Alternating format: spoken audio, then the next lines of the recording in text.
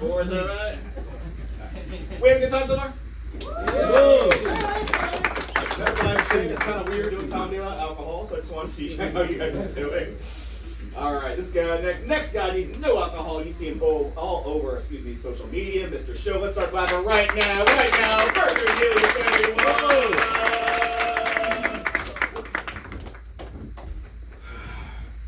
Pains me to say it, but here goes the DEI portion of the show. Somebody was going to say it, guys. Low-hanging fruit. You got to take the low-hanging fruit. How's everybody doing this evening? Good.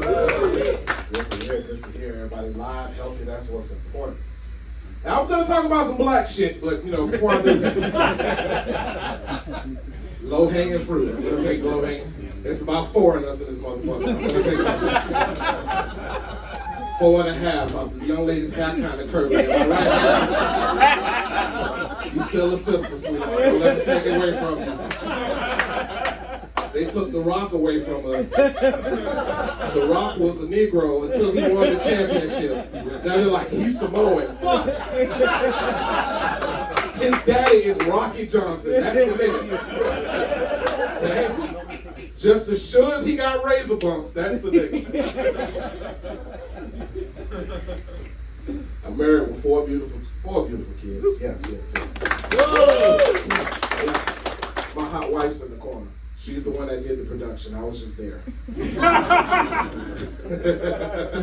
I was just there, goddammit. But being married, you have to find ways to kind of, spice up your marriage and, keep things going. We've been married for 20 years and people like to ask me all the time, what do I do? Everything I motherfucking could. She's hot as shit. What else can I do, right? We got little codes and shit that we use. Like when we talking about sex or preparing to have sex, our code is Little Caesars pizza.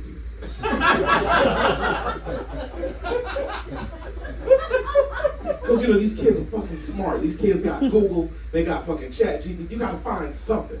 So we agreed that when I say Little Caesars pizza, she lets me know hot and ready. Right? But if it's that time of the month, she says, pizza not done right now. That's how I know. So when she hit me with that hot and ready, I know it's time to fuck something. I know it's time to get in it. Shit. These fucking kids, man. Like my son, I got my oldest son, he's a damn genius. I ask my wife all the time, I'm not smart, you're not smart. You think we went home with the right baby? This kid was fucking 5 solving middle school math problems. I'm not gonna lie to y'all, I never checked them because I know I wasn't fucking right. So whatever he put on the paper, that's what it fucking was. This little smart bastard started getting the other kids involved, and I knew I was gonna have problems out of him when he figured out Santa Claus wasn't fucking real. Because at 5 years old, he came in the living room with the other kids behind him, and he said, I want y'all to explain to me, how the hell is a fat white man with some deer gonna land on this house and bring us presents? If I go into his house and I deliver presents, I'm gonna get arrested, Daddy. How is he not getting arrested? How is he able to shimmy into the window? We don't have a chimney, Dad. We do not have a chimney. So at 5, I had to tell him there was no Santa Claus, it's me. The kid looks at me like, no crap. So the Little Caesars thing, we're saying it to each other as much as possible, gotta be intimate when you can. I got 4 kids, my pull-out game's weaker than warm spaghetti, obviously. So one day this little bastard goes, why do y'all keep saying pizza, but there's no pizza here? They're not buying us pizza. This is my little Stokely Carmichael, so he got the other kids in on it now. They're like, every time Mommy says pizza, her and Daddy go in their room. They come out, I don't see a pizza. They don't have an oven in there. And then I gotta correct them. Yeah, we do got a oven in there. That oven piping hot, son. So my youngest son was hungry as shit one day. And I was like, Little Caesar's Pizza. I'm talking to his mama. My baby son stood up and said, I'm hungry, I want some pizza. My little son, he's diligent as shit. He's like, I'm not leaving you until I see a pizza. So he stood by the door waiting for us like, is this pizza gonna get ready? I know if you go in that room, a pizza better come out. You gotta do little things to just keep it going. I'm married to a black woman. The beauty in that is that I get to sleep with a different woman every time she buys a new wig. And let me tell you, she's got a lineup. She's got a red one, that's the Cuban. She does the whole eye poppy, the whole thing, you know. She's got a blonde one, that's the white woman. I can't like her too much, you know. If I like the white girl a little too much, she gonna throw that heifer away. She got this short wig named Miss Kitty. I don't know. I love fucking her, but I don't like her for some reason. Miss Kitty be on that bullshit, you know? Like, I can do freaky shit to the white girl, but Miss Kitty be like, you doing too much. Don't touch my body. Gotta find things to just, keep it shooken up. And y'all probably saying, that's your wife. Why are you so excited to have sex with your wife? Because whatever time, many times a day we have sex. I'm gonna say week because not days. Unless I got a honey pack. If I got a honey pack, it's days. Thank God for the gas station. Y'all stick to y'all Viagra. The gas station got this shit called a honey pack. I can take half of that and I could be hard for 2 days straight. I'm talking about Chinese math test. This motherfucker will not bend, right? But I get to do different shit with the wigs, and one night it got a little out of hand though. There's some things you can't say to a black woman. Okay, what kind of wig she wearing? I stood in front of her, and I had it out, all the business, let it swing, give you a visual. I'm sorry, I'm black. Don't let the chubby fool you. And I said, suck my dick. You okay? Because that looked like that offended you. I'm sorry. Fellas, let me explain to you. The suck the mind of the dick. Because her whole attitude changed. Fellas, it's not the suck. It's not the dick. It's the mind. It's the mind that makes her get up and say, what in the fuck did you just say to me? I'm like, whoa, calm down. Blonde girl, calm down. Blonde girl. She took the wig off. She's like, no, it's your wife. And now I'm like, well, shit, can you go get the blonde girl? Because I was really on to something. I love having loud sex. If you got kids, you know what I'm talking about. Loud sex is best. It is. If you got kids, you know what I'm talking about, okay? Especially if they're a little older and shit. If you got teenage boys, you don't want them boys to hear you fucking their mama. You don't want it. Because you don't know, as soon as you go into that living room sweating and shit in your boxers, it's two motherfuckers playing a PlayStation that you pay for that's ready to whoop your ass. Do you know what quiet parent sex sounds like? Remember when Jason be chasing people through the woods? And then you're talking about random shit. You're not talking about sex. You're like, did you pay the light bill? Did you take out the trash? One night I got a little overzealous and I was like, take this dick! I heard someone in the living room say, bah! Man, fuck him, we going in here right now! Your sons are your biggest cock blockers. If you're trying to slide over ladies, get that motherfucker out the house. They are your biggest cock blockers. They don't care if you get a piece of dick. They want their mama to be wholesome, forever loving, that whole thing. And their daddy just want their mama to be a freak. It don't work. Get them out the house. I feel comfortable with you guys. I feel like...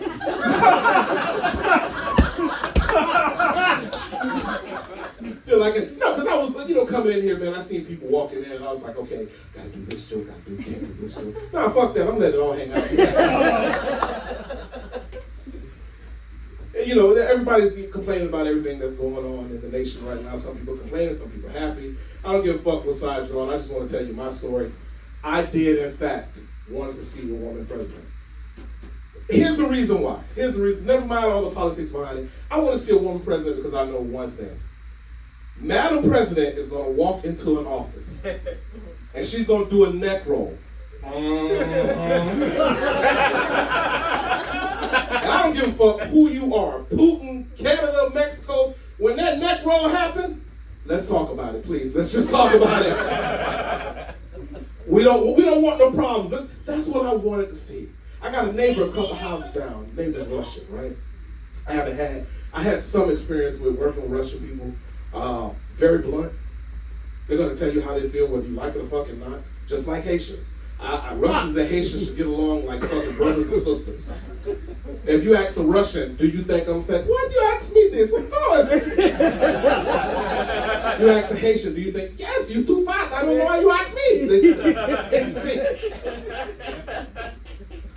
I worked with Russians in Hollandale, naturally. I worked with Russians in Hollandale at a jewelry shop. And we never went to the bank for money. Never. I always had to meet a guy in the parking lot named Oleg and give him the money and get the money. Don't know who the hell Oleg is. Don't know his last name. Don't know nothing. All I know is my boss goes, Bert, go see Oleg. Give him this. Don't open package. We know. One day I'm waiting in the parking lot for Oleg. It's just nothing but wind blowing and shit. I call my boss. I say, yo, Oleg isn't here. I'm getting the fuck out of here. I got money on me. I don't know how much y'all gave me, but I got fucking money on me, and I'm in the trap right now. I need to get out of here. Don't worry. Oleg appeared. Oleg showed up 30 seconds after I hung the phone up. And he goes, you have money? I put him in his hand. I said, you don't want to count it? No, but we trust you. We know where you live. So my Russian neighbor, he's got a Kamala and he's got Trump in the yard. He's splitting his bet. But every morning he comes out, he looks down to see if I'm messing with my car or something, comes over, and I know he's about to try me because he's doing this shit. When they do this shit, they're about to tell you some disgusting shit. Bert, who do you vote for? You vote for Kamala. You know, you vote girl Obama. You know she's Obama, but the girl.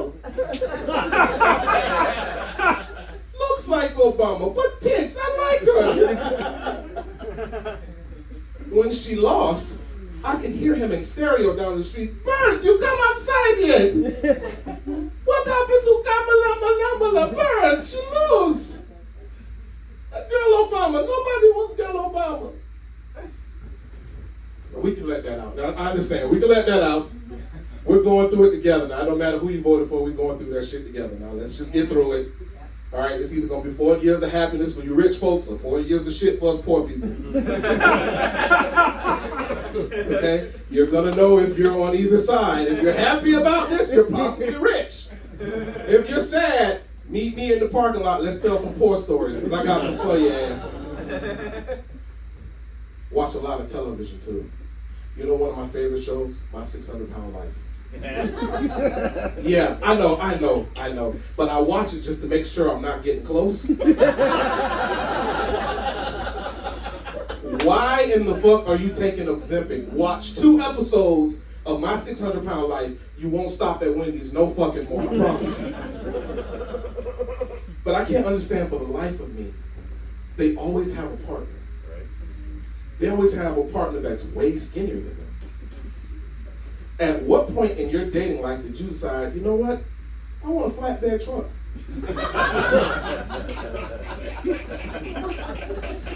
Let me just go over here and date this flatbed. I swear, they always have someone. And one of those episodes, the guy was kind of like verbally abusive to the woman that he was with. Very abusive to her. And they were trying to convince her to leave him because he was abusive to her. And all I kept thinking is, lady, if that man is hitting you, run. As a friend, no, you can laugh at that shit. As a fat person myself, I can tell you stamina is my weakness. Okay, if you see me raise my hand at you, if you stand there, you stupid enough to get hit, get hit. You do a little jog on my ass, I'm gonna drop the argument, right straight up. And I love Dr. Now.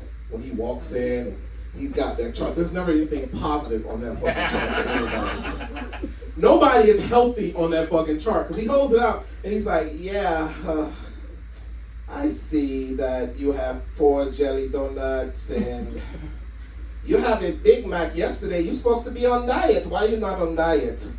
And they always give the same excuse. Doctor, now, I'm following my diet. I'm following my diet to the T, Doctor, now.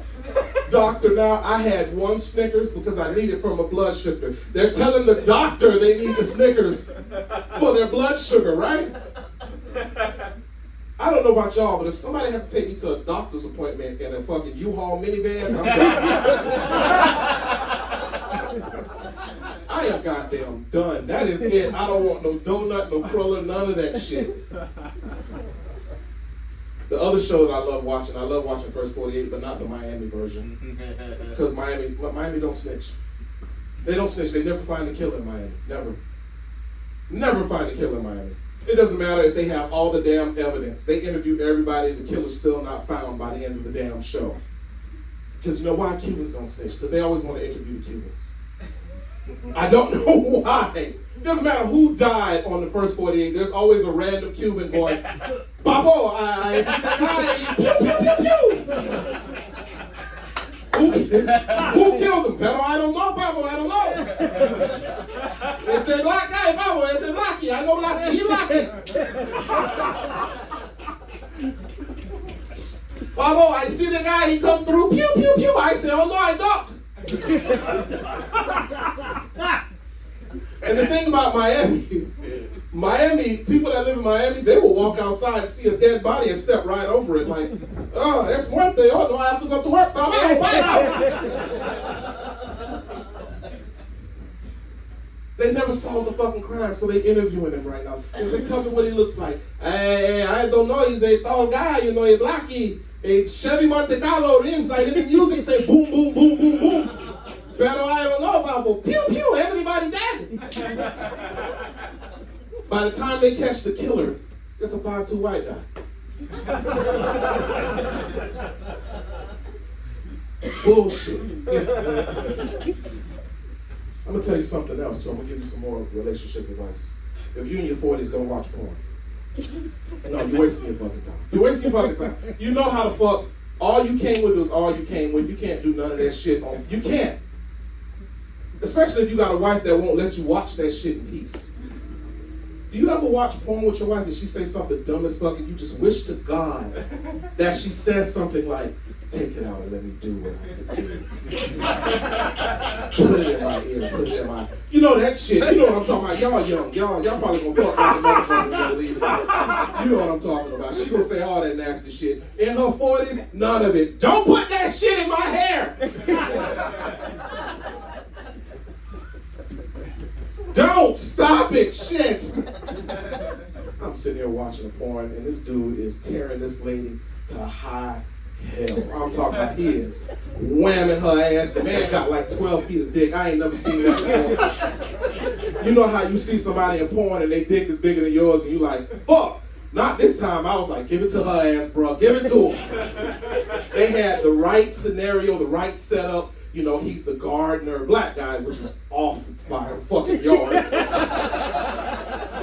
He's the gardener. She needs a little trim. Here comes the dick. She's sucking like they're right to it. Good fucking porn. I look to my wife, and my wife got her hand over her mouth, and she goes, oh my God, that's somebody's daughter.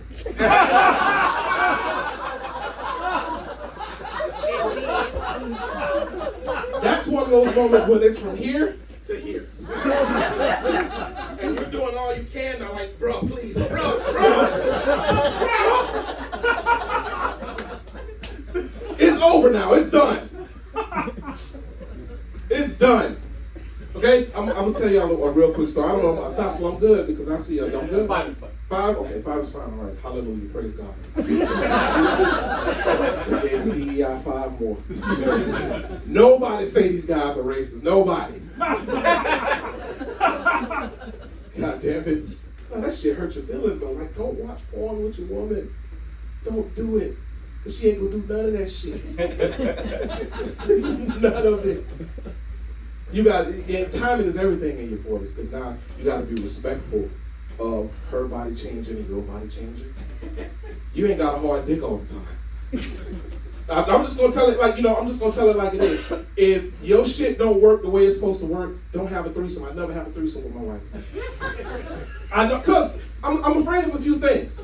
If I don't perform right, now that's somebody on Reddit talking cash shit about me. I had sex with comedian Bert Cornelius. It wasn't worth a damn. Because my wife's not going to time me right. You got to set you up for success, I got to go to the gas station, get the honey paper, the stands, Let me tell you, I can get a hard dick for $7. That shit's amazing. You know what I'm saying? I don't trust my wife to have a solid threesome with me. Because she's not going to bring home a bad bitch. No. This is the same motherfucker that don't want me fucking the blonde wig. She only bring the blonde wig when she wants something. So I know she's not going to. I know. My wife's a good judge of character. She's going to bring home a woman built like a UFC fighter. Let me fucking tell you. She's going to bring home Florida Evans. Y'all know who Florida Evans is? Just looking out of the window. I do not want to eat just looking out of the window, looking at asphalt road pussy. I do not want to do that. She's not going to set me up for success, and I know this because I tried her. I took her to a farmer's market. Naturally, that's where all the freaks are. Fellas, you want to get a threesome, go to the farmer's market. They're ready. And there was 2 women. This bad, beautiful looking fucking girl. I don't know, she might have been Cuban or some shit, I don't know. And then the fucking UFC fighter. I know that motherfucker's a UFC fighter. I seen her calves. There's no mistake about it. I tell my wife, I said, babe, doesn't she look good? Just drop the line. She goes, yes, she does look good. My wife went right to the UFC fighter. Girl, who did your hair? I love them curls. No, the bad bitch is right there. Go to her. Besides, I don't want to embarrass her, man. I don't want to embarrass her. I want to be sure. I want to be ready. I want to make sure I can do all I fucking can. But then I also know some nights I ain't got enough to give her ass 5 minutes. They're going to have to split that 5 minutes the best they can. They have to split. I swear to God. Listen, I'm in my 40s. I ain't got shit else to prove. I had 4 kids. Obviously, this dick was good at one point. Thank y'all so much for laughing with me, y'all. Real quick. I'm a little, what's the word I'm looking for? Babe, what am I supposed to say? The shit. Okay, I'm sorry. Social media, you can find me at Birdseed Comedy. I got about 500,000 followers between multiple platforms. 311 on Facebook and 185 on Instagram. I do voiceovers. If you ever seen a funny voiceover with the little black guy in the corner, that's me. Go ahead and follow my page. I got merch there as well. And also to the family of Tony. Where's Tony's family? Over there. Hi. Your mother was an absolute light and inspiration. She was a wonderful person. I did this show for Fassel a few times, and she was always so kind and endearing. Laughed at all my jokes. Funny or not, she always laughed. And my condolences with you guys, and wishing you the best in her memorial and everything. And give it up for Tony, everybody. Thank y'all so much. Give it up for your host, Brian.